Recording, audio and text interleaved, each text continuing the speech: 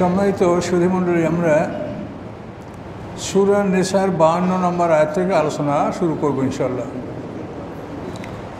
আউযু বিল্লাহি মিনাশ শাইতানির রাজীম। উলাইকা আল্লাযীনা লাআনাহুমুল্লাহ ওয়া ইয়ালআনুল্লাহু ফালান তাজিদ লাহু নাসীরা। আল্লাহ বলেন, এদের উপরে আল্লাহর অভিশাপ, এবং যার উপরে আল্লাহ অভিশাপ করেন, হে রাসূল, তার জন্য আপনি কোনো সাহায্যকারী পাবেন না। অভিশাপ কাদের উপরে? উপরে যে ঘটনা ঘটছে, যে আসমানি কেতাবের অংশ তাদেরকে দেওয়া হয়েছে, তারপরও জিবত এবং তাগুতের উপর তা ঈমান এনেছে, এবং তারা রায় দিয়েছে যে মুহাম্মদ সাল্লাল্লাহু আলাইহি ওয়াসাল্লাম এবং তার সাথীদের চাইতে মুশরিকরা ভালো। এই অপরাধ ছিল তাদের। এটা হলো যে কাব বিন আশরাফ, ইহুদি বনু নজিরের যে সর্দার, তার ঘটনা যে আপনারা শুনেছেন, সেই ঘটনার প্রেক্ষিতে আল্লাহ বলছেন যে এই ধরনের আচরণ যারা করে, যে আসমানি কেতাবের অংশ লাভ করা সত্ত্বেও তারা জিবত এবং তাগুতের উপর ঈমান আনে। জিবত হচ্ছে জড় পদার্থের মূর্তি, আর তাগুত হচ্ছে মানুষ, যারা নিজেরা আল্লাহর হুকুম মানে না, অপরকে মানতে দেয় না, কেউ মানতে চাইলে তাকে প্রতিহত করে, মারে, শাস্তি দেয়, ফিরায়। এরা তাগুত। এই জন্য ফেরাউনকে আল্লাহ তাগুত বলেছেন। তো এই কাজ করেছে। আর আবু সুফিয়ান যখন প্রশ্ন করছে যে মুহাম্মদ সাল্লাল্লাহু আলাইহি ওয়াসাল্লামের সম্প্রদায় ভালো না আমরা ভালো, তখন কাব বিন আশরাফ বলছে তোমরা ভালো, মানে মুশরিকরা মুহাম্মদ সাল্লাল্লাহু আলাইহি ওয়াসাল্লামের সঙ্গী সাথীদের চাইতে ভালো, এই রায় দিয়েছে। এই রায়ের জন্য আল্লাহ কি বললেন? উলাইকা আল্লাযীনা লাআনাহুমুল্লাহ, এদের উপরে আল্লাহর অভিশাপ। ওয়া ইয়ালআনুল্লাহু ফালান তাজিদ লাহু নাসীরা, যার উপরে আল্লাহ লানাত করেন, হে রাসূল, তার জন্য আপনি কোনো সাহায্যকারী পাবেন না। আমলাহুম নাসীবুম মিনাল মুলকি, আল্লাহ বলেন তাদের জন্য যদি পৃথিবীর সাম্রাজ্যের একটা অংশ তাদের হতো, পৃথিবীর কোনো অঞ্চলে যদি তারা রাজা হতো, ফায়জা লা ইয়াতুনান নাসা নাকিরা, তাহলে মানুষকে তারা সামান্য পরিমাণও দান করতো না। মানে ইহুদি সাম্রাজ্যে কৃপণ, এটা আল্লাহ তাআলা এর দ্বারা বোঝাচ্ছে যে ওরা একটা অত্যন্ত জঘন্য কৃপণ সম্প্রদায়, খুব মেজার। আমি হাসুদুন নাস আলা মা আতাহুল্লাহু মিন ফাদলিহি, অথবা তারা প্রতিহিংসা করছে মানুষের উপরে, যে এই জন্য আল্লাহ তাআলা তাদের উপরে তার অনুগ্রহ দান করেছেন। অর্থাৎ নবুয়ত রিসালাত হলো আল্লাহর সবচেয়ে বড় অনুগ্রহ। এই অনুগ্রহটা আল্লাহ তাআলা মুহাম্মদ সাল্লাল্লাহু আলাইহি ওয়াসাল্লামকে দিয়েছেন। এই জন্য ইহুদিরা এটা বরদাস্ত করতে পারছে না। ওরা মনে করছিল যে এটা আমাদের উপরে আসবে, আমরা বনী ইসরাঈলদের মধ্য থেকে এটা আমরা পাবো। কিন্তু আল্লাহ তাআলা ইসহাক আলাইহিস সালাম থেকে আরম্ভ করে ঈসা আলাইহিস সালাম পর্যন্ত ধারাবাহিকভাবে বনী ইসরাঈলদের মধ্য থেকেই নবী রাসূল পাঠিয়েছেন। ঈসা আলাইহিস সালামের পরে আল্লাহ ধারাটা পাল্টাইয়া এটা বনী ইসমাইল, ইব্রাহিম আলাইহিস সালামের বড় পুত্র ইসমাইল আলাইহিস সালামের বংশ থেকে নবী রাসূল প্রেরণ করেছেন। এখন এইটার জন্য হাসাদ, প্রতিহিংসা, আমাদের দল থেকে আসলো না কেন? তাই আল্লাহ বলেন যে তারা মানুষের প্রতিহিংসা পোষণ করে, এই জন্য যে আল্লাহ মা আতাহুমুল্লাহ মিন ফাদলিহি, যে আল্লাহ তাআলা তাদেরকে আল্লাহর স্বীয় অনুগ্রহ দান করেছেন। এখন আল্লাহ বলেন তাদেরকে দান করছি, এটা প্রতিহিংসা করো, তোমরা স্মরণ করো। ফাকাদ আতাইনা আলা ইব্রাহিম আল কিতাব, ইব্রাহিম পরিবারের পরে তো আমি অনেক কিতাব নাযিল করেছি। ইব্রাহিম পরিবার, ইব্রাহিম ছেলে ইসহাক আলাইহিস সালাম, তার ছেলে ইয়াকুব আলাইহিস সালাম, আয়েস, ইউসুফ আলাইহিস সালাম, তারপর এভাবে একেবারে ঈসা আলাইহিস সালাম পর্যন্ত। তা আল্লাহ বলেন যে ইব্রাহিম পরিবারের উপরে আমি অনেক কিতাব, অনেক হিকমত, অনেক জ্ঞান বিজ্ঞান আমি দান করছি। ওয়াতাইনা মুলকান আযীমা, এবং তাদেরকে আমি বৃহত্তম রাষ্ট্র দান করেছিলাম। এই বনী ইসরাঈলরা মিশর, সিরিয়া সব তারা শাসন করছে। ফেরাউন ধ্বংস হয়ে যাওয়ার পরে সমগ্র মিশর, সিরিয়া, তারপরে আমালেকদেরকে পরাজিত করার পরে সিরিয়া, ইরাক, মাদায়েন, এই সব অঞ্চল বনী ইসরাঈলরা শাসন করেছে। এই জন্য আল্লাহ বলেন যে আমি তাদেরকে বড় সাম্রাজ্য দান করেছিলাম। ইহুদিরা, মুনাফিকরা, এরা রাতের বেলায় রাসূলের বিরুদ্ধে, মুসলমানদের বিরুদ্ধে পরামর্শ করত, কি করা যাবে, কিভাবে ঠেকানো যায়, কিভাবে প্রতিহত করা যায়। আল্লাহ বলেন লা খায়রা কাসীরিম মিন নাজওয়াহুম, তারা যে পরামর্শ করে এই পরামর্শের মধ্যে অধিক কল্যাণ নাই। হ্যাঁ, কল্যাণ কোথায় আসে? ইল্লামান আমারা বিসাদাকাতিন, হ্যাঁ, যদি কেউ দান খয়রাতের ব্যাপারে একে অপরকে উৎসাহিত করে, আদেশ করে, আও মারুফেন, অথবা সৎ কাজে কেউ আদেশ করে, আও ইসলাম বাইনান নাস, অথবা মানুষের মধ্যে সংশোধনের জন্য আদেশ করে, এগুলির মধ্যে কল্যাণ আসে। কিন্তু রাতের বেলায় এই ঘুষ করা, পরামর্শ করা, মুসলমানদেরকে প্রতিহত করা, এইসব পরামর্শে কোনো কল্যাণ নাই।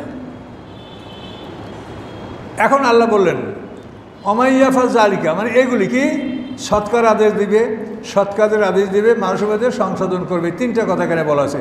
এরপর আল্লাহ বলেন অমাইয়াফা জালিকা, এগুলি যারা করবে এবং তকা মারদাতিল্লাহ, আল্লাহ সন্তুষ্টি লাভের জন্য ফাসাফা নৌতি আজরান আজিমা, আল্লাহ বলেন অচিরে আমি তাদেরকে বড় বিনিময় দান করব। এটা আল্লাহ ঘোষণা করেছেন। আল্লাহ সত্য বলেন, আল্লাহর প্রতিশ্রুতি সত্য। অমায়ু শাহেকার রাসুল্লাহ মেমবাদ মা তাবেন আল হুদা ওয়াত্তাবে গায়রা সাবিলিল মুমিনিনা নুয়াল্লি মা তাওয়াল্লা ও নুসলি জাহান্নাম ওয়াসাআত মাসিরা। খুব কঠিন নির্দেশ। আল্লাহ বলেন যারা রাসূলের বিরোধিতা করে, প্রকাশ্যে বা গোপনে যারা রাসূলের বিরোধিতা করে, মেমবাদে মা তাবাইয়ানা লাহু, এই কথা স্পষ্ট হয়ে যাওয়ার পরেও, তাবেন হুদা হেদায়েত স্পষ্ট হয়ে যাওয়ার পরেও, পরিষ্কার হয়ে যাওয়ার পরেও যারা রাসূলের বিরোধিতা করে, ওয়াত্তাবে গায়রা সাবিলিল মুমিনিন, এবং মোমেনদের রাস্তা ত্যাগ করে অন্য রাস্তা অবলম্বন করে। এখানে মোমেন বলতে সিনিয়র সাহাবিদেরকে বোঝানো হয়েছে। সাবিলিল মুমিনিন, মোমেনদের রাস্তায় কারা? সিনিয়র সাহাবি। আল্লাহ বলেন এটা যদি কেউ করে, রাসূলের বিরোধিতা করে, মোমেনদের রাস্তা ত্যাগ করে অন্য রাস্তা অবলম্বন করে, আল্লাহ বলেন নুয়াল্লিহি মা তাওয়াল্লা, ও যেদিক ফেরে আমি ওদিকেও ফিরিয়ে দেবো। কত বড় কথা! ও যেদিক যেতে চায় ওদিকে আমি ফিরিয়ে দেবো। আর আমরা সাধারণত যারা গার্ডিয়ান, অভিভাবক, সবসময় একটা মানুষকে ভালো পথে আনতে চাই, সন্তানরা বিবাহতে গেলে আমরা তো ফিরাতে চাই। কারণ আল্লাহ নিজে বলছেন যে ও যেদিক যাইতেছে সেদিক ওকে আমি তাড়াই দেবো। তার কত বড় এটা মালানাত বলেন তো! আল্লাহ বলেন ও যদি মোমেনদের রাস্তা বর্জন করে অন্য রাস্তা ধারণ করে, নুয়াল্লি মা তাওয়াল্লা, ও যেদিক ফিরবে ওদিকে আমি কি ফিরাই দেবো। নুসলি জাহান্নাম, এরপরে আমি তাকে জাহান্নামে প্রবেশ করাবো।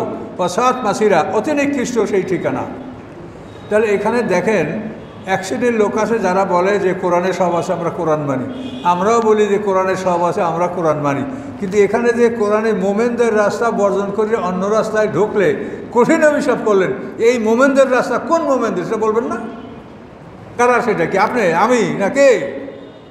এই মোমেন হচ্ছে রাসূলের সিনিয়র সাহাবীরা, যাদেরকে নিয়ে আল্লাহ রসুল দিন কায়েম করছেন এবং যাদের পরিশ্রমের বিনিময়ে আল্লাহ ঘোষণা করছে যে আমি দিনকে পূর্ণতা দান করলাম, আলিয়ামা আকমালতু লাকুম দীনাকুম। তো এই সিনিয়র সাহাবী, এদের আনুগত্য না করলে কেউ রাদিয়াল্লাহু আনহু হবে না। সাহাবীদের তিনটে স্তর।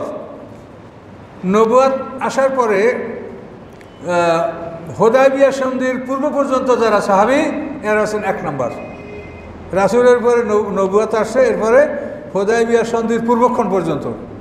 হুদায়বিয়া সন্ধিতে কিন্তু বেশি ছিল না সাহাবী, 1400 মাত্র। এরা হলো এক নম্বর। হুদায়বিয়া সন্ধির পরে মক্কা বিজয় পর্যন্ত, এই মক্কা বিজয়ের পূর্বক্ষণ পর্যন্ত যারা ঈমান আছে তারা হচ্ছে 2 নম্বর। আর মক্কা বিজয়ের পরে যারা ইসলাম করছে তারা হচ্ছে 3 নম্বর। এখন অনেকে তাদের নিজেদের মতামতের বৈধতা দেওয়ার জন্য সাহাবী হইলেই মনে করেন যে সে যা করছে তাই আমরা করতে পারছি। প্রত্যেকেই তার নিজের সুবিধা হাসিল করার জন্য কাজগুলো করে। এই জন্য আল্লাহ তাআলা আমাদের সকলের অন্তর্যামী, তিনি জানেন। আল্লাহ সাহাবীদেরকে কীভাবে ভাগ করছে, কোরআন, এটা সম্পূর্ণ কোরআনে বলা। হুদায়বিয়া সন্ধির পরে 6ষ্ঠ হিজরিতে হুদায়বিয়া সন্ধি হলো, 8ম হিজরিতে মক্কা বিজয়। এই 2 বছরের মধ্যে মুসলমানদের সংখ্যা দাঁড়ালো, এদিকে 13 আর 6 19 বছরে যে সংখ্যা দাঁড়িয়েছিল তার 3 গুণেরও বেশি। নবুয়তের পরে হুদায়বিয়া সন্ধি পর্যন্ত আল্লাহ রসুল কখনোই কোনো যুদ্ধে 3000-এর বেশি সৈন্য নামাতে পারেন নাই। খন্দকের যুদ্ধ ওই রকম 3000-এর মতোই সাহাবী ছিল। কিন্তু হুদায়বিয়া সন্ধি স্বাক্ষর হওয়ার পরে 8ম হিজরিতে মক্কা বিজয়, আল্লাহ রসুল 10,000 সাহাবী নিয়ে মক্কা অভিযানে রমজান মাসের 8 তারিখ রওনা করেন। তাহলে এই 2 বছরে হলো 3 গুণেরও বেশি। কোন কিসের 3 গুণ? 19 বছরে যেটা হয়েছিল তার 3 গুণ, তারও বেশি। তাহলে ওই 19 বছরের আগের আর সমান হবে? এটা তো আপনাদেরও একটা বিচার আছে যে তাহলে ওই লোকগুলি এই 19 বছর পর্যন্ত তাদের সংখ্যাটা কম, আর এই হুদায়বিয়া সন্ধির পরেই সংখ্যা বেড়ে গেল কেন?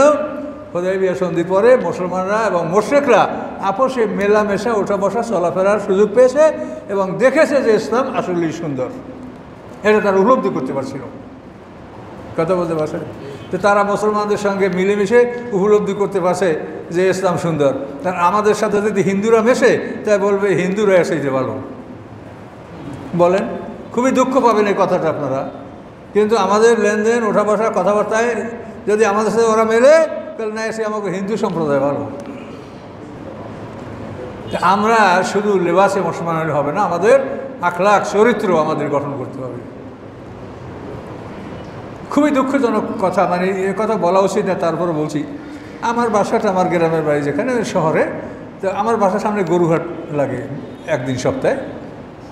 একটা হিন্দু লোক আমার বাসার সামনে একটা বকনা গরু নিয়ে এসে এখন এই বলে যে আমি বকি হাত দিয়ে বলছি, আমি হিন্দু মানুষ, আমি মিথ্যা বলি না, আমার এই গরু গাভিন হয়েছে। এখন আমি অবাক হয়ে গেলাম যে হিন্দু হওয়াটা তার একটা অহংকার, যে আমি হিন্দু মানুষ, আমি মিথ্যা বলি না। কি হিন্দু হওয়াটা তার অহংকার, যে আমি হিন্দু মানুষ, আমি মিথ্যা বলি না। আর আমরা কি করি? এ যদি একটু দেখেন যে আমরা কি করি, তা আপনি নিজেই নিজেকে ধিক্কার দেবেন যে আমরা আসলে মুসলমান বলার যোগ্যতা আমাদের মধ্যে নাই। আমরা যা বলি, আমরা যা করি। তাহলে এই জন্য হুদায়বিয়ার সন্ধি স্বাক্ষরিত হওয়ার 2 বছর পরে মুসলমানদের সংখ্যা 3 গুণের বেশি বাড়লো। কেন? এই মুসলমানদের সৌন্দর্য, আখলাক, ইসলামের সৌন্দর্য, বৈশিষ্ট্য, এগুলো দেখে তারা আকৃষ্ট হয়ে তারা ইসলাম গ্রহণ করছে। কাজে এই জন্য আল্লাহ রসুল, তিনি খুলুকুল আজিম, শ্রেষ্ঠ চরিত্রের অধিকারী ছিলেন। কাজে সেই চরিত্র অর্জন করতে হবে। সাহাবীদের চরিত্র, রাসূলের চরিত্র, এই চরিত্র অর্জন করতে হবে। লেবাস সর্বস্ব মুসলমান হলে হবে না। আল্লাহর কাছে সব গোপন রহস্য প্রকাশ পাবে। তা আমি আমার এই কথাটার বাকি অংশ তো বলিনি। তা আমার বাসা ওখানে তো হাটে যারা গরুর দালালি করে, অধিকাংশই মুসলমান। তাদেরকে আমি বললাম, এই তোমরা কি করো? এই হিন্দু লোকটা বললো বুকে হাত দিয়ে যে আমি হিন্দু মানুষ, মিথ্যা কথা করি না, আমার গরুকে, তোমরা কি করো? বল, হুজুর আমরা যা করি এতে আমাকে ভয় লাগে যে আল্লাহর ঘরে ঢুকলে আমাকে গজব নাজেল হয় নাকি, এই জন্য আল্লাহর ঘরে ঢুকতে ভয় লাগে আমাকে। মানে কিভাবে যে গরুকে, মানে ওই বাইরের গরু আর নিজের গোয়ালের গরু, এ কীভাবেই তারা যে এগুলো বানাবে, এটা মানে আশ্চর্য ব্যাপার। কাজে এই যে আমাদের সমাজের অবস্থা, তো কি বলার আছে? আপনারা আমরা একই সমাজে বসবাস করি। এতটুকু বলতে পারছি যে আপনারা যে কটা লোক এই কোরআনের কাছে আসেন, আপনারা নিজেরা এবং আপনাদের পারিবারিক জীবনটা মিথ্যামুক্ত একটা সমাজ বা আপনার পরিবার গড়তে পারেন কিনা, সেটা আপনারা সচেষ্ট থাকবেন যে আমার পরিবারে মিথ্যা থাকবে না। এজন্য আপনার যে বৈশিষ্ট্য থাকবে সেটা হলোই সবচাইতে প্রথম গুণ হবে যে আপনি এত নম্র ভদ্র হবেন যে আপনাকে কেউ ভয় করবে না। আপনার মধ্যে নীতি আদর্শ থাকবে, তারপরও আপনাকে ভয় করবে না। ছেলে মেয়ে একটা অন্যায় করছে, আব্বাকে বললেই পিটেবি। তো এই যে আব্বাকে বললেই পিটেবে, তখন এরা মিথ্যা বলবে, আব্বা আমি এটা করি নাই, এটা হয়ে নেই কি। আর যদি জানে যে না আব্বাই মারবে না, তাহলে যা করছে আব্বাটা কবে অন্যায় করে, আব্বা আমি এই করছি, ও বুঝবেই না যে আব্বাই আমাকে মারে বা আমাকে মারবে। স্ত্রীর ওরকম আপনার প্রতি আমার বিশ্বাসটা হবে যে আমি একটা বড় অন্যায় করে ফেললেও স্বামীকে বললে সে আমার উপর অত্যাচার করবে না। এইরকম একটা পরিবেশ যখন সৃষ্টি হবে, আপনি যখন বিশ্বস্ত একটা মানুষ হবেন, তখন আপনার পরিবারের লোকেরা মিথ্যা বলার চেষ্টা করবে না, বলবে যে যা হয়েছে তা বললে স্বামী আমার রাগ করবে না, বাবা রাগ করবে না, তাহলে কিন্তু তারা মিথ্যা বলার চেষ্টাটা করবে না। তো এইভাবে আখলাক, আল্লাহ রসুলের আখলাক কেমন ছিল যে আয়েশা সিদ্দিকা আল্লাহ রসুলের সাথে তর্ক করে, আবু বকর সিদ্দিক বরদাস্ত করতে পারছে না, লাঠি লয়ে এসে মারবে মেয়েকে। ভয়ঙ্কর ব্যাপার, মেয়েকে মারবে আবু বকর সিদ্দিক বাবাই। এখন দেখে যে আবুকে মারবে মেয়েকে, তখন আল্লাহ রসুল দাঁড়ায় গেলেন, দাঁড়াইয়া আয়েশাকে পিঠের পিছে রাইখে তার দাঁড়াইছে। এখন মারবে কেমনি বাবাই? তো এভাবে আবু বকর সিদ্দিক খুব রাগ করে ঘর থেকে বের হয়ে গেলেন। বের হয়ে যাওয়ার পরে আল্লাহ রসুল বলছে, দেখো আয়েশা, তোমাকে আজকে আমি কত বড় বিপদ থেকে রক্ষা করেছি, কথা বুঝতে পারছেন? তো এই আয়েশা সিদ্দিকা আল্লাহ রসুলের সাথে এই তর্ক করতে সাহস করছে কেন? এটা কিন্তু চিন্তার বিষয় আছে এখানে, যে আল্লাহ রসুলের চরিত্র এতই নম্র বিনয়ী ছিল যে স্ত্রীরা তাকে মনে করছে যে আমার স্বামী, আমি তার সাথে তর্ক করতে পারি। আর অনেক আছে যে মানে স্বামীর তর্ক করার দূরের কথা, ভয়তেই কথা বলে না, মহা বিপদ, স্বামী ভয়ঙ্কর। কাজে এগুলো হইলে চলবে না, কথা বুঝতে পারছেন? তো এই জন্য আপনারা এমন চরিত্র অধিকারী হন যে আপনাকে যেন কেউ ভয় না করে, আপনার পরিবার পরিজন সবাই আপনাকে বন্ধু মনে করে, এবং আপনি যেন পরিবারের একটা সত্য বলার একটা অভ্যাস যাতে করতে পারেন, এবং কেউ ক্ষয়ক্ষতি করলে আপনি তার জন্য রাগ করবেন না, ক্ষমার দৃষ্টিতে দেখবেন, তাহলেই সত্য বলার ওরা চেষ্টা করবে। আল্লাহ রসুল একেবারে কঠিনভাবে বলছেন যে মিথ্যা এবং আত্মসাৎ এটা কোনো মোমেনের মধ্যে থাকতে পারে না। এই দুইটি অপরাধ যদি কারোর মধ্যে থাকে, সেই রোজা নামাজ যাই করুক সে মোমেন না, মিথ্যা আত্মসাৎ। এবং এই দুইটা আপোষে মানে একে অপরের সহযোগী। আত্মসাৎ করতে হলে মিথ্যা বলতে হবে, মিথ্যা ছাড়া আত্মসাৎ করা যায় না। এই জন্য মিথ্যা এবং আত্মসাৎ।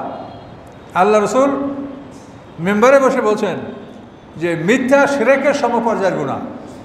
এই কথা বলে আল্লাহ রসুল বলছেন ফাজতানিবুর রিজসা মিনাল আওসানি ওয়াজতানিবু কাউলা জুর। সূরা হজের মধ্যে আয়াতটা আছে যে তোমরা মূর্তির অপবিত্রতা থেকে আত্মরক্ষা করো এবং মিথ্যা থেকে তোমরা আত্মরক্ষা করো। তাহলে মিথ্যা এবং মূর্তির অপবিত্রতা থেকে দূরে থাকা, এই দুইটা একই লাইনে একই আয়াতে আল্লাহ বলছেন। তা আল্লাহ রাসূল বলেন যে মিথ্যা মূর্তি পূজার সমান, অর্থাৎ শিরকের সমপর্যায়ের গুনাহ মিথ্যা। অথচ আমরা যদি দেখি তার মনে হয় যেন আমাদের পুঁজিই মিথ্যা, এই মিথ্যার পুঁজির উপরে আমরা সব কিছু করছি। কিন্তু আমরা যাই করি আল্লাহর কাছে সবাই আমরা যাব, বলেন যে যাব না? কেউ এড়াই থাকতে পারবেন, কেউ বিচারের সম্মুখীন হবেন না। তাহলে সেদিন অবস্থাটা কি দাঁড়াবে সেইটা ভাবেন যে আমরা এখন এভাবে করে নিজেকে আমরা যাই সে তাই করতে পারছি, কিন্তু যখন আল্লাহর কাছে যাব তখন সমস্ত এই যে কোরআনে একটা আয়াত আছে ও আশরাকাতিল আরদু বিনূরি রাব্বিহা, আল্লাহর নূরের আলোকে হাসরের ময়দান আলোকিত হবে, সূর্যের আলো থাকবে না। সাত আকাশ সাত জমিন আল্লাহ গুছিয়ে হাতের মধ্যে নেবেন, সাত আকাশকে গুটিয়ে হাতের মুঠের মধ্যে নিয়ে নেবেন। তো সূর্য কোথায় পাবেন আপনি? ইয়াওমা নাতবিস সামা কাতাইয়া সেজালিল কুতুব। তাহলে আল্লাহ যখন সপ্ত আকাশ ভাস করে হাতে নেবেন তখন আল্লাহর নূরের আলোকে পৃথিবী আলোকিত হবে। এইখানে তাফসীরকাররা বলেছেন যে আল্লাহর নূরের আলোকে যখন পৃথিবী আলোকিত হবে, ওই আলোর এমন একটা বৈশিষ্ট্য হবে যে মানুষের গোপন জিনিসগুলোও দেখা যাবে। এই সূর্যের আলোকে এই আলোতে তো আপনারা গোপন কিছু দেখতে পাচ্ছেন না, কিন্তু ওই আল্লাহ নূরের আলোকে যখন হাসর ময়দান আলোকিত হবে, সেই আলোতে মানুষের গোপন বিষয়গুলো দেখা যাবে। ও আশরাকাতিল আরদু বিনূরি রাব্বিহা। কাজে আমাদের সতর্ক হওয়া উচিত, আমরা যেই যতখানি বেঁচে থাকি আল্লাহর কাছে যেতে হবে তাতে কোনো সন্দেহ নাই। কাজে কেন আমরা পৃথিবীতে এভাবে করব? পৃথিবীর কত জাতি আছে যে তারা অমুসলিম, তারপরও আমাদের চাইতে তারা সত্য কথা বলে, সত্যতা বা অন্যান্য গুণগুণ তাদের মধ্যে আছে। অথচ আমরা মুসলিম, আমরা কেন আমাদের চরিত্রকে এত নিচে নিয়ে আসলাম? সম্মানিত সুধী, এখন দেখেন আল্লাহ তাআলা কি বলছেন। আমরা আবার আল্লাহর কাছে যাচ্ছি। ইন্নাল্লাহা লা ইয়াগফিরু আন ইউশরাকা বিহি, নিশ্চয়ই আল্লাহ ক্ষমা করবেন না যদি কেউ আল্লাহর সাথে শরিক করে, অংশীদার সাব্যস্ত করে। এটা আল্লাহর একার, আপনি বলেন না এটার আরেকজন শরিক আছে। আর আল্লাহ বলে আমার যদি শরিক থাকে তা আমি জানবো না? আপনার যদি ভাই বোন থাকে আপনার শরিক, আপনি জানবেন না যে আমার ভাই আছে বোন আছে? তা আল্লাহ বলেন আমার যদি শরিক থাকে তা আমি জানবো না? তো তোমরা আমাকে আমার অজানা জিনিস জানাচ্ছ, আমার অংশীদার বানাচ্ছ, কে আমার অংশীদার? এভাবে আল্লাহ বলছেন, বিভিন্নভাবে আল্লাহ কথাগুলো বলেছেন। তো আল্লাহ বলেন যারা আল্লাহর সাথে শরিক করবে আল্লাহ তাদেরকে ক্ষমা করবেন না। ওয়াগফিরু মা দুনা যালিকা লিমান ইয়াশা, শিরকের নিম্ন পর্যায়ের গুনাহ যাকে ইচ্ছা আল্লাহ তাকে ক্ষমা করবেন। শিরকের নিচের পর্যায়ের গুনাহ যাকে ইচ্ছা তাকে ক্ষমা করবেন। তো যাকে ইচ্ছা তাকে বলার কারণ হলো অনেক লোককে আল্লাহ ক্ষমা করেন নাই, এরকম প্রমাণ আছে। এই যে সূরা তওবার মধ্যে আপনারা দেখবেন সাহাবা আল্লাহ রসুলের কাছে বলছিল যে হে রাসূল দোয়া করেন আমি যেন ধনী হই। তো আল্লাহ রসুল মানা করছে 2 দিন, তারপরও আল্লাহ আমার দোয়া করেন, আমি সৎকার দেবো, খয়রাত দেবো, নেকামল করবো, দেন আমার। আল্লাহ রসুল দোয়া করছে। দোয়া করার পরে এই লোকটা অঢেল সম্পত্তির মালিক হইয়া যখন জাকাত আদায়ের জন্য তার কাছে যাওয়া হলো, জাকাত দিল না। পরে তা আপনারা জানেন, পরে এটা তো কি জিজিয়া করার মতো। শেষ পর্যন্ত আল্লাহ তার উপরে অভিশাপ নাযিল করলেন। তো এই অভিশাপের আয়াত নাযিল হওয়ার পরে আত্মীয়স্বজন দৌড়ে তার কাছে গেল, তুমি তো সর্বনাশ করেছো, তোমার বিরুদ্ধে আল্লাহর আয়াত নাযিল, শিগগির রসুলের কাছে যাও। আসছে রাসূলের কাছে সৎকা নিয়ে, আল্লাহ রসুল বলে আমার হাতে না, এটা চলে গেছে, এটা জমা হয়ে গেছে। কথা বলতে পারছেন? এটা মালিকের কাছে জমা হয়ে গেছে। তোমার যে তুমি যে ওয়াদাও খেলাপ করেছো, মুনাফিকি করেছো, এটা আল্লাহর দরবারে এটা জমা হয়ে গেছে, পোস্ট হয়ে গেছে, তোমার এটা আর কিছু করার নেই। পরে মহল্লার জুসুম একজন সেনাপতি, একজন সাহাবী বলছে আসসালামু আলাইকুম, সে মনে করছে ভয়তে বছরে কত করে ফেলেছে। সেও আল্লাহ রসুলের কাছে তওবা করছিল, কিন্তু তার তওবা কবুল হয় নাই। কাজে এই জন্য লেমাইয়াসা কথাটা বলছে যে আল্লাহ তাআলা সবাইকে ক্ষমা নাও করতে পারেন, তবে ক্ষমা পাবে কারা সেটা আল্লাহ বলছেন যে ভুলবশত অপরাধ করে বোঝার সাথে সাথে তওবা করে তাদের তওবা কবুল হবে, এটা আল্লাহ কোরআনে বলেছেন। কিন্তু বুঝে শুনে অন্যায় করতে থাকি যে এই কাজগুলো আছে এগুলো সব করা হয়ে যাক তারপর হজে যাব, বুঝতে পারছেন? আরও একটা জমি দখল করা বাকি আছে, আর একটা লিজ দখল করা বাকি আছে, আর একটা মামলা বাকি আছে, এগুলো পার করিয়ে তারপর হজে যাবো। কি পাপগুলো আগে করিয়ে নিই তারপর হজে মাফ করে নিয়ে আসবো। এটা খেলা মনে করছেন? খেলা আল্লাহর সাথে হাসি তামাশা যে আপনি পাপ করিয়ে আল্লাহর কাছে যাইবেন আমি আর মাফ করে দেবো আপনাকে। কাজে এই জন্য আল্লাহ বলছেন যে আমি যাকে ইচ্ছা তাকে ক্ষমা করব, এই ক্ষমাটা সবাই পাবে না।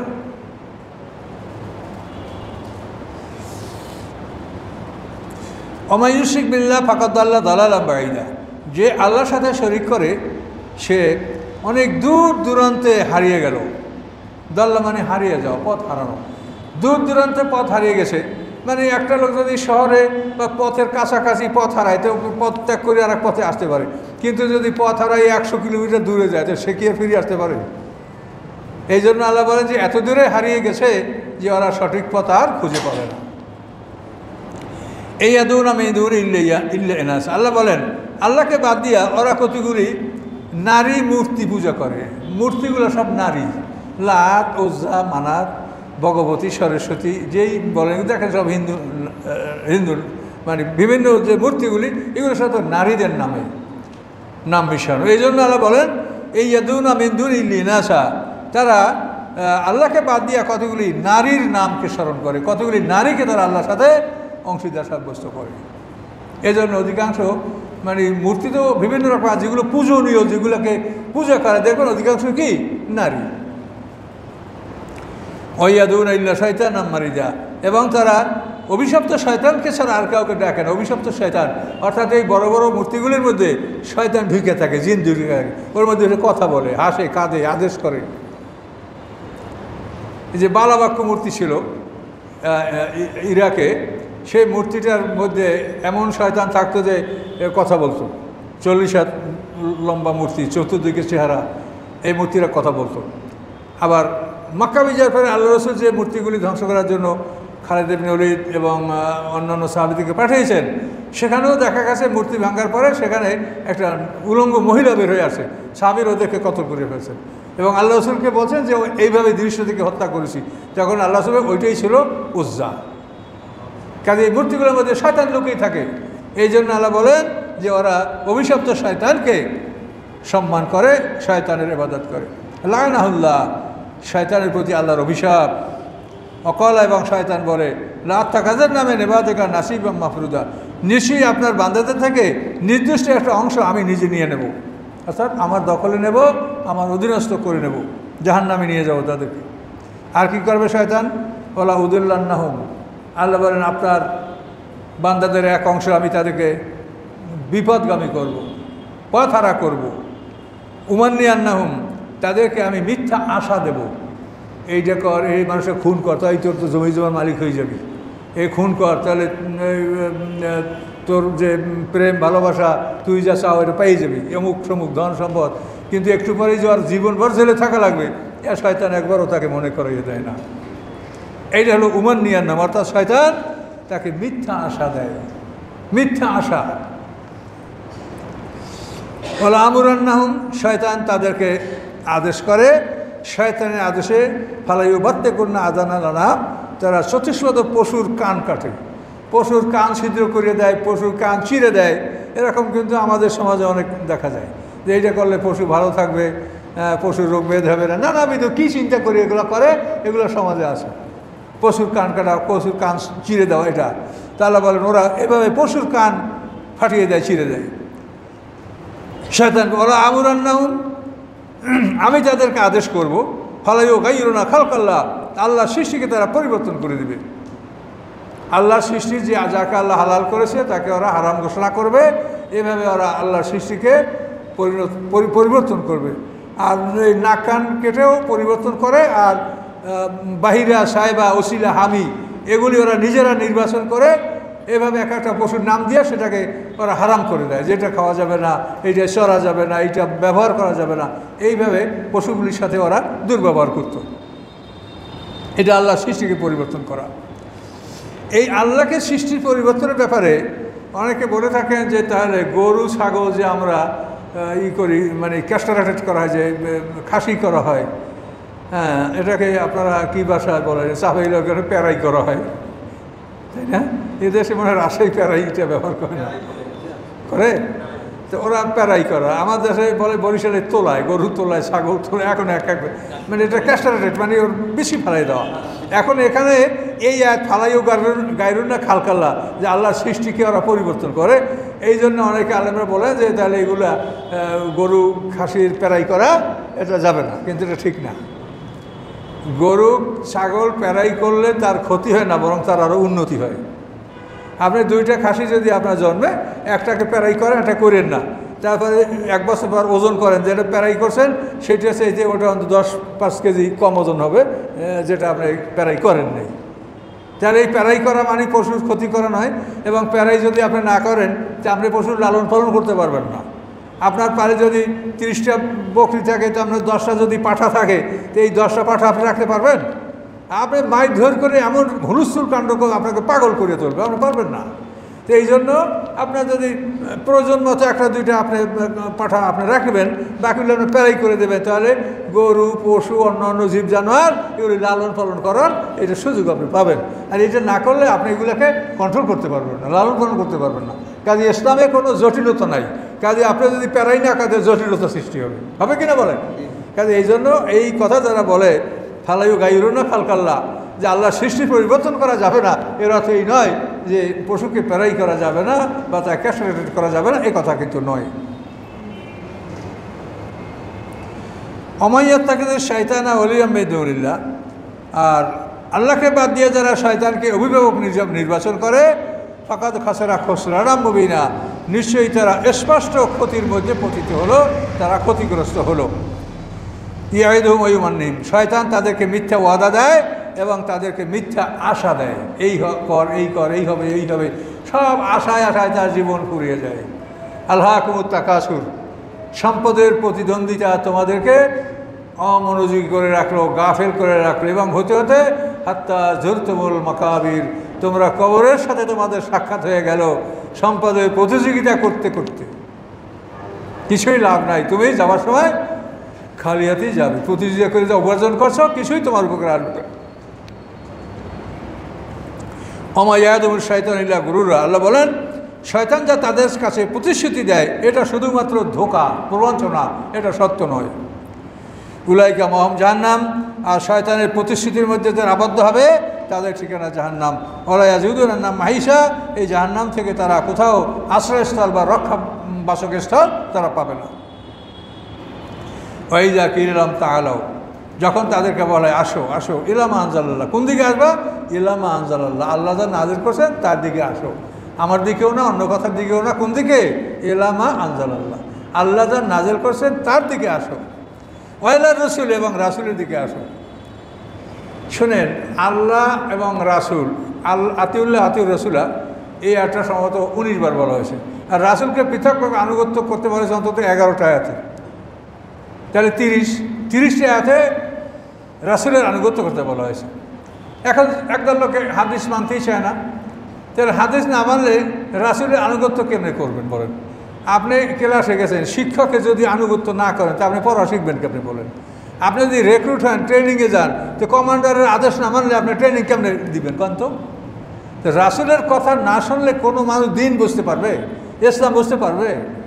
কাজে কি যে মানুষের অবস্থা, যারা একেবারে হাদিস মানে তারা হাদিসের নাম হইলেই মানে, হাদিসের 2 মলাটের মধ্যে থাকলেই হাদিস, আর যারা মানে না তারা ভালো মন্দ কিছুই মানে না।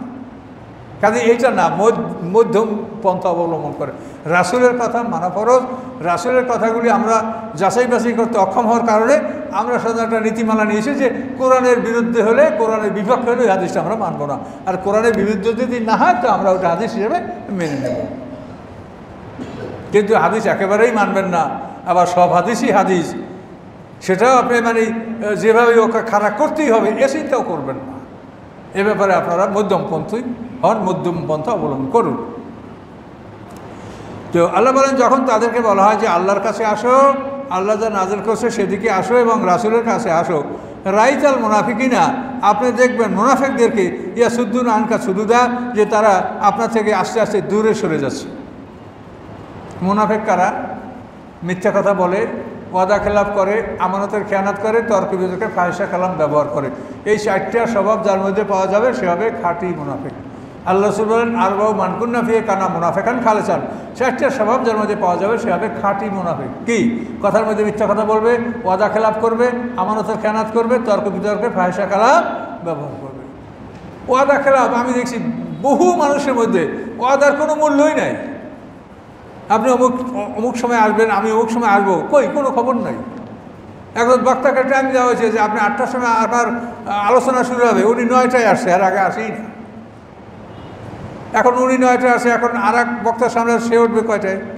এই যে মানুষকে বঞ্চিত করা হলো, এজন্য কত বড় অপরাধ এগুলি, কিন্তু এগুলি কিছু মনেই করে না। কোনো মানুষের কথা আমি খুবই আশ্চর্য লাগে আমার কাছে। কথা বললে মনে হয় বলছি তো বলছি, কী হইলো, মুখ আছে বলছি। হ্যাঁ, এটা মনে হয় যেন সেই রকমই যে আমার নিজেরই এটা মুখ আছে বলে ফেলাইছি আর কি, আমার ক্ষমতা। কিন্তু আল্লাহ বলছে যে আউফুবে লাহাদে ইন্না লাহাদা কানা মাসউলা, ওয়াদা পূরণ করো, তোমার ওয়াদা সম্পর্কে তোমাকে জিজ্ঞাসা করা হবে। এই জন্য তো আল্লাহ বলেন মুনাফিকরা দূরে সরবে। ফাঁকাই ফেদা আজ মুসিবত তুমি মা কদ্দামাত আইদিন, কী অবস্থা দাঁড়াবে যখন তাদের উপরে মুসিবত আসবে তাদের হাতের কামাইয়ের জন্য, তারা যে নিজ হস্তে কামাই করেছে, উপার্জন করছে, তার জন্য তাদের উপরে মুসিবত আসবে। আচ্ছা, সুম্মা জাউকা ইয়া হেফুনা, তারপর ওরা মুসিবত আসলে আপনার কাছে আইসা কসম করে বলবে এ নারাদ না ইল্লা হেসানা ও তৌফিকা, যে আমরা মানুষের মধ্যে সৎকর্ম সম্পাদন এবং মানুষের মধ্যে একটা মীমাংসা, এইটার জন্য আমরা কথাবার্তা বলছি। ওরা যে মুনাফিকি করছে, ষড়যন্ত্র করছে, তা ওরা স্বীকার করবে না, বলবে যে আমরা মানুষের মধ্যে একটা সুন্দর পরিকল্পনা, একটা মীমাংসা, একটা ভালো অবস্থা সৃষ্টি করার জন্য কথাবার্তা বলছি। উলাইকা আল্লাযীনা ইয়া'লামুল্লাহু মা ফি কুলুবিহিম, আল্লাহ বলেন ওরা ওই সকল লোক, ওদের অন্তরে কি আছে তা আল্লাহ জানে। আল্লাহর কাছে কি কোনো কিছু গায়েব আছে? আল্লাহ বলেন ফারেজ আনহুম, আপনি তাদের থেকে ফিরে থাকেন, এই মুনাফিকদের থেকে আপনি ফিরে থাকেন এ রাসূল। ওয়াইজহুম, এবং উপদেশও দেন, উপদেশ না দিলে তো দায়িত্ব পালন হবে না। ওয়াইজহুম ওয়াকুল্লুম ফি আনফুসিহিম কাওলাম বালিগা, এবং তাদেরকে আপনি হৃদয়স্পর্শী ভাষায় তাদেরকে হেদায়েতের বাণী শোনান। বালিগ মানে যে কথা মর্মস্পর্শী, সেই মর্মস্পর্শী কথা মানে তাদেরকে আপনি দাওয়াত দেন, বুঝান। আমার সাল্লাহ মের রাসূলুন ইল্লা লিইউতা বিইজনিল্লাহ, আল্লাহ বলেন নিশ্চয়ই আমি রসুল পাঠিয়েছি এই জন্য যে আল্লাহর আদেশ করবে, রাসূলের আনুগত্য করতে হবে। রাসূলের আনুগত্য হবে আল্লাহর আদেশ ক্রমে। আল্লাহ যে আদেশ করেন নাই সে বিষয়ের আনুগত্য নয়, আল্লাহ যে বিষয়গুলি রাসূলের উপরে আদেশ দিয়েছেন সেই আল্লাহর আদেশ সাপেক্ষে রাসূলের আনুগত্য করতে হবে। কথা বুঝতে পারছেন? তাহলে এখান থেকে আল্লাহ রাসূল 11 বিয়া করছে, এখন যদি রাসূলের আনুগত্য মনে করে আপনি করেন আমিও বিয়া 4টা করবো না, ওই পর্যন্ত যাবো, সেই জন্য বলা হয়েছে আল্লাহর আদেশ করবে, রাসূলের অনুগত্য করতে হবে। আল্লাহ যে বিষয়ে তোমাকে আদেশ করতে বলেছে সেই আদেশ করবে, রাসূলের আনুগত্য করতে হবে। দেখা করা যাবে না যে আল্লাহ রাসূলকে এটা আমি করতে দেখছি আমি তাই করি না, আল্লাহর আদেশ করবে। ওয়ালাউ আন্নাহুম যালামু আনফুসাহুম, যদি তারা এরকম করতো যে যারা নিজেদের উপরে জুলুম করছে, কি করতো? জাউকা, আপনার কাছে আসতো হে রাসূল, ফাস্তাগফিরুল্লাহ, এবং আল্লাহর কাছে তারা ক্ষমা প্রার্থনা করতো। আস্তাগফার লাহুমুর রাসূল, আর রাসূলও তাদের জন্য আল্লাহর কাছে ক্ষমা প্রার্থনা করতো। লাওয়াজাদুল্লাহ তাওয়াবার রহিমা, তাহলে নিশ্চয়ই তারা আল্লাহকে পাইতো তওবা গ্রহণকারী এবং দয়ালু। তারা খোলা মনে আসবে, আইসা নিজেরা আল্লাহর কাছে ক্ষমা প্রার্থনা করবে, রাসূলও যদি তাদের জন্য প্রার্থনা করে তাহলে আল্লাহকে পাবে যে আল্লাহ তাদের তওবা গ্রহণকারী এবং দয়ালু। আল্লাহ রাব্বিকা লা ইউমিনুনা হাত্তা ইউহাক্কিমুকা ফীমা শাজারা বাইনাহুম সুম্মা লা ইয়াজিদু ফি আনফুসিহিম হারাজাম মিম্মা কাযাইতা ওয়া ইউসাল্লিমু তাসলিমা। কসমকে মজবুত করার জন্য লা শব্দ ব্যবহার করা হয়, অন্তত লা শব্দ অর্থ কিন্তু না, কিন্তু কসমের পূর্বে যদি লা থাকে এই লার অর্থ না নয়। এই কসম হলো মানে কসমকে দৃঢ় করার জন্য লা শব্দ ব্যবহার করার বিধান, এটা আরবি ভাষায় আছে। এখানে ঘটনাটা হলো হে মুহাম্মদ আপনার রবের কসম, ওরা কেউ ঈমান আনে নাই যতক্ষণ না আপনাকে ওরা বিচারক হিসাবে মেনে নেবে ওই বিষয়ে যে তারা নিজেরা আপসে ঝগড়া করেছে। সুম্মা লা ইয়াজিদু ফি আনফুসিহিম হারাজাম মিম্মা কাযাইতা, তারপর তাদের অন্তরে কোনো রকম হারাজ বা ত্রুটি বা সংকীর্ণতা পাবে না আপনার ফয়সালার উপরে। ওই সাল্লিমু তাসলিমা, এবং আপনার ফয়সালাকে তারা 100 ভাগ মনে প্রাণে মেনে নেবে। এইটা না হওয়া পর্যন্ত আল্লাহর কসম করে বলছে যে ওরা কেউ মুসলমান না। অর্থাৎ রাসূলের বিচার, রাসূলের ফয়সালা, রাসূলের সিদ্ধান্ত, এইটা যারা মনে প্রাণে মেনে নেবে না, আল্লাহর কসম করে বলে যে ওরা মুমিন না। এখন এই সানাউজ্জের শুনে তাহলে ক্লিয়ার হবে। সানাউজ হলো এক ইহুদি, এক মুসলমান। তো মুসলমানদের তার ইমানের ত্রুটি আছে, মুনাফিক। এখন একটা কাপড় নিয়ে ঝগড়া করে, ইহুদি বলে এটা আমার, মুসলমান বলে এটা আমার। তো এখন দুইজনে ঝগড়া করে, তৃতীয় লাগবে। তৃতীয় আরবি হলো সালেস। আপনারা যে সালিসি করেন না, এই শব্দ আরবি শব্দ সালেস। তারপর আপনার কেন জাল দলিল, এটা কিন্তু আরবি শব্দ। জিম আইন লাম জাল মানে বানানো, এই বানানো দলিল এটা জাল দলিল। কথা বুঝছেন? শব্দটা জাল না, জাল, ওই রকমই হয়। কথা বুঝছেন? হজে গেছি, তারপর কয় যে এই সামনে নাফাক, আমরা নাফাকে ঢুকবো। আমি নাফাকে ঢুকবো এটা কেমন কথা? বাঙালি তো শব্দটা নাফাক মানে সুরঙ্গ। এখন ওই নাফাক তো বোঝে না, ওই বাংলায় বোঝে নাফাক। আমি তো শুনে বুঝি যে নাফাক কী। তো এরকম হয়। তো এখানে ঘটনাটা শুনে, ঘটনা হলো ইহুদি বলে কাপড়টা আমার, মুসলমান বলে কাপড়টা আমার। এখন তৃতীয় ব্যক্তি কার কাছে সালিসিতে যাওয়া হবে? এখন ইহুদি বলে যে মুহাম্মদ সাল্লাল্লাহু আলাইহি ওয়াসাল্লামের কাছে চলো, আর মুনাফিক বলে যে না, কাব বিন আশরাফের কাছে চলো, ইহুদিদের সর্দার। কথা বলতে পারছেন? তো এখন এই উল্টো পাল্টা। ইহুদি বলে মুসলমানের কাছে চলো, কারণ ইহুদি জানে যে মুহাম্মদ সাল্লাল্লাহু আলাইহি ওয়াসাল্লাম ন্যায় বিচার করবে, এই জন্য বলে মুহাম্মদ সাল্লাল্লাহু আলাইহি ওয়াসাল্লামের কাছে চলো। আর মুসলমান বলে ইহুদির কাছে চলো, কেন তাকে ঘুষ দিয়া রায় করা যাবে, মুহাম্মদ সাল্লাল্লাহু আলাইহি ওয়াসাল্লামকে তা করা যাবে না। তো শেষ পর্যন্ত ইহুদি রাজি না, না আমি কাব বিন আশরাফের কাছে যাবো না। তো শেষ পর্যন্ত ওই মুসলমানকে রাজি হলো যে ঠিক আছে, মুহাম্মদ সাল্লাল্লাহু আলাইহি ওয়াসাল্লাম তো আমারই লোক, তো অসুবিধা কোথায় গেল। আল্লাহর কাছে উভয় তাদের দলিল প্রমাণ যুক্তিপত্র উপস্থাপন করলো, দাবি দুইজনে, এই কাপড় আমার বলে কাপড় আমার। আল্লাহ রসুল রায় দিয়ে দিলেন যে কাপড়টা ইহুদি পাবে। মুসলমানের পক্ষে রায়টা হলো না। না হওয়ার পরে এখন দুজনই বের হয়ে আসলো, কিন্তু মুসলমানের মন খারাপ যে আল্লাহ রসুল আমার পক্ষে রায় দিলেন না। তো এইটা যদি আমি ওমর ফারুকের কাছে বিষয়টা নিয়ে যাইতে পারি, সে তো রাগী মানুষ, ইহুদিকে দেখলেই রাগ করবে, এখন আমার পক্ষে রায় হয়ে যাবে। এই মনে মনে ভেবে পড়ে যে ভাই, এই সালিসিটা, এই রায়টা আমরা ওমর ফারুকের কাছে, এটা আমরা রিভিউ করতে চাই, পুনরায় এটা বিবেচনার জন্য ওমর ফারুকের কাছে যেতে চাই। ইহুদি বলে আমার কোনো আপত্তি নেই। ইহুদি জানে যে ওমর ফারুক একজন মুসলমান, সে অবিচার করবে না। গেছে ওমর ফারুকের কাছে দুজনই, যে তাদের আর্জিটা পেশ করছে। তখন ইহুদি বলে যে এই ব্যাপারে কিন্তু মুহাম্মদ সাল্লাল্লাহু আলাইহি ওয়াসাল্লামের কাছে আমরা গেছিলাম, সে কিন্তু আমার পক্ষে রায় দিয়েছে। তখন ওমর ফারুক ওই মুসলমানকে জিজ্ঞাসা করে যে ও যে বলে, কথা কি ঠিক? তোমরা মুহাম্মদ সাল্লাল্লাহু আলাইহি ওয়াসাল্লামের কাছে গেছিলা, সে কি ও ইহুদির পক্ষে রায় দিয়েছে? তাহলে হ্যাঁ দিয়েছে। তখন ওমর ফারুক বলেছে তুমি একটু থামো, আমি আসতেছি। ঘরে যাইয়া তলোয়ার নিয়ে আইসিয়া এক কোপ, হ্যাঁ একবারে কাইটে ফেলাই দিয়েছে। এখন এই খবর আল্লাহ রসুলের কাছে গেছে। এখন আল্লাহ রসুল বলে যে ওমর ফারুক যা করছে আমি এর থেকে দায় মুক্ত, আমি এর জন্য দায়ী না। এটা ওমর ফারুক করছে, ওই জানে, আমি জানি না। এভাবে আল্লাহ রসুল বলে দিলেন যে আমি এটা দায়িত্ব নিব না, আমি বলতে পারছি না যে সে কেন এটা আমাকে খুন করলো। তারপর আল্লাহ কোরআন আয়াত নাযিল করে জানাই দিলেন যে আল্লাহর কসম করে বলছে, মুহাম্মদ সাল্লাল্লাহু আলাইহি ওয়াসাল্লামের কোনো ফয়সালা, বিচার, রায় তোমরা যদি মনে প্রাণে মেনে নিতে না পারো, তো আল্লাহর কসম করে বলছে যে লোকটা মুমিন না। এখন ভাবেন, সেই সময় নাম হয়ে গেল ওমরের, ওমর ফারুক।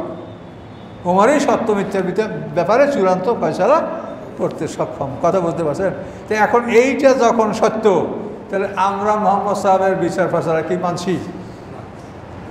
কোথায় যাব? আল্লাহ যদি বিচারই করে, তা আমরা যাই মৌলবীগিরি করি, কিছুতেই কোনো কাজ হবে না।